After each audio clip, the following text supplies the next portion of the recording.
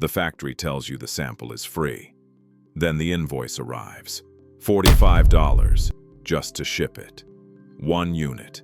A box the size of your hand. 2 videos ago, I put a number on an entire shipping container.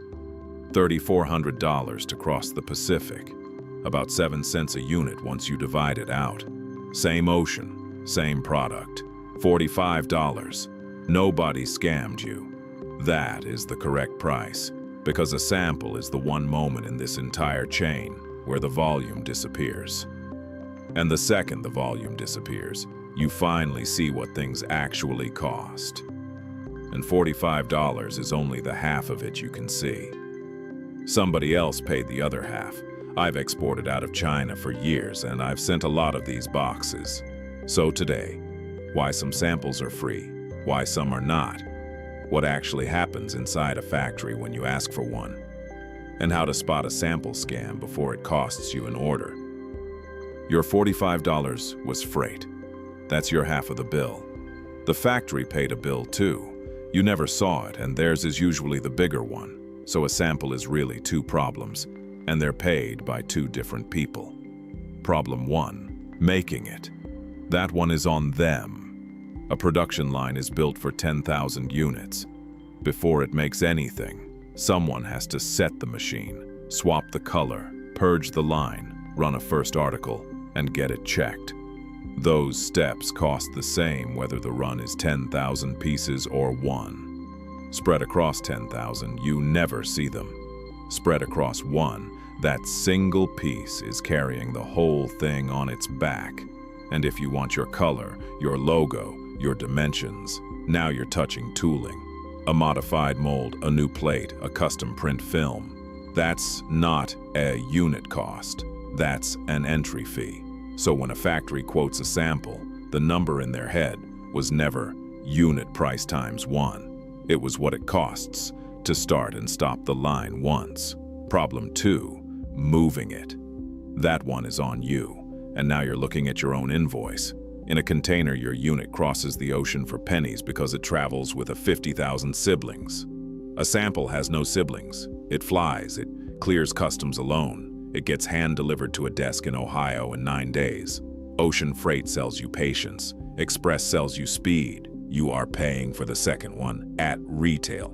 And here's the number worth writing down. For a small parcel out of China to the United States or Europe, legitimate international express runs somewhere around $30 to $60, depending on weight and destination. That's the honest range. Hold on to it. In 4 minutes, it's going to save you money. So back to the factory's half of the bill, the one you never see. That bill is exactly why one sample is free, and the next one costs money. Free isn't generosity, paid isn't greed. Both are the factory pricing one thing: the probability that you actually place an order.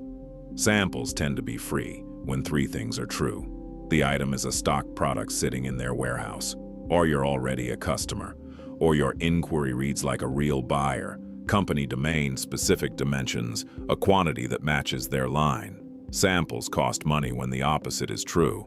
It's customized, so tooling is involved. The unit price is high on its own. Or, and this is the most common one, that factory has been burned by sample hunters. People who collect free samples the way other people collect hotel pens. Now the sentence that's worth the whole video. Across this industry, the standard arrangement is, the sample fee is charged, and then deducted from your first order, refundable against the order. If a supplier won't put that in writing, that tells you something. If they will, the fee was never really a cost. It was a deposit on your seriousness. And here's the part buyers rarely see. From the factory's side of the table, a buyer who won't cover a sample fee and won't give a courier account is a buyer who was never going to order. The sample stage isn't a favor. It's both sides screening each other, and everybody is being graded. Now the other half of the bill, the freight. You already know it's on you. Here's the cleanest way to handle it. Give the factory your own courier account and let them ship freight collect. You control the cost, they don't mark it up, and nobody argues.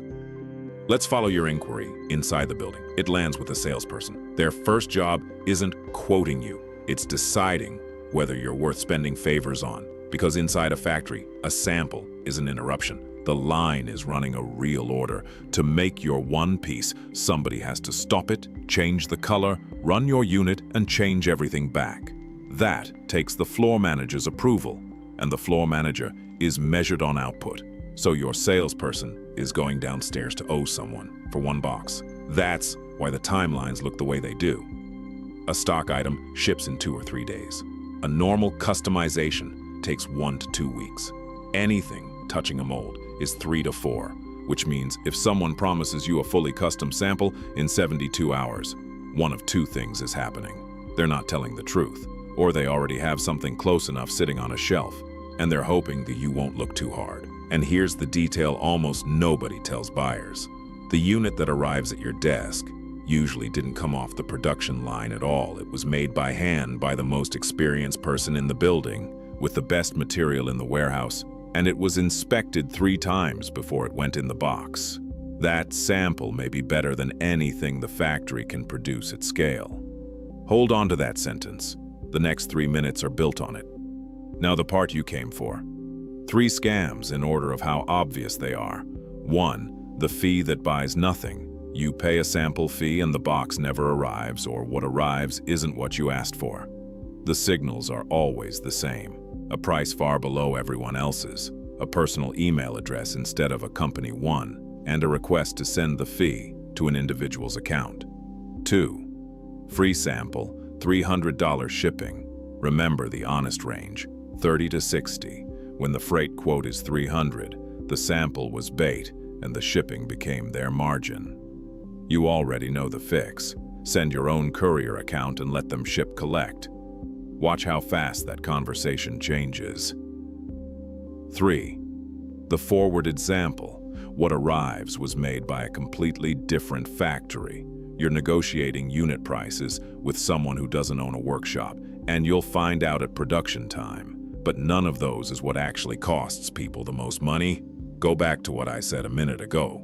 Your sample was made by hand by the best person in the building from the best material on the shelf and checked 3 times. There's a term for that in this industry, a golden sample. And here's the uncomfortable part. It usually isn't a trick.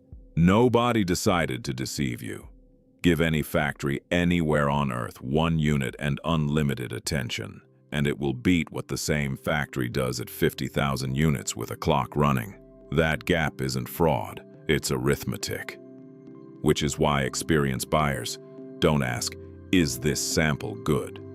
They do 4 things instead. 1, sign and seal the approved sample. Both sides keep a sealed copy, and it becomes the reference for the whole order. 2, write down what mass production is allowed to look like. Tolerances, acceptable color variation, what counts as a defect. If it isn't written, it isn't agreed. 3, before a big order, buy a small one. A trial run is the only honest preview you will ever get. 4, inspect before it ships, not after it lands. Once it's on the water, your only leverage is arguing. A sample tells you what a factory can do. A trial run tells you what it will do. Those are not the same sentence, and the difference between them is where the money goes. Let's zoom out. 7 episodes in. Every one of them has been the same law from a different angle. Thin margins, staggering volume. Volume is the price. Today was that law played backwards. A sample is the moment the volume is removed, and everything the volume was hiding stands up and shows you its real size. $45 isn't an accident. It's this chain's actual body temperature with the scale taken away, which is also why that first box is worth what it costs. You aren't buying the object. You're buying the answer to one question. Can these people actually do this? Every order you place afterward is built on that answer. So, pay the fee, send your courier account, seal the sample, write down what acceptable means. And before you bet the season on it, buy a small one first. Next week, the step right after the sample and right before the goods exist. The first order.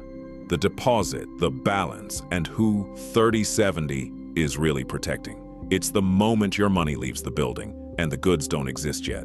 If you want the real economics behind the things on your shelf, subscribe. I'm here every week.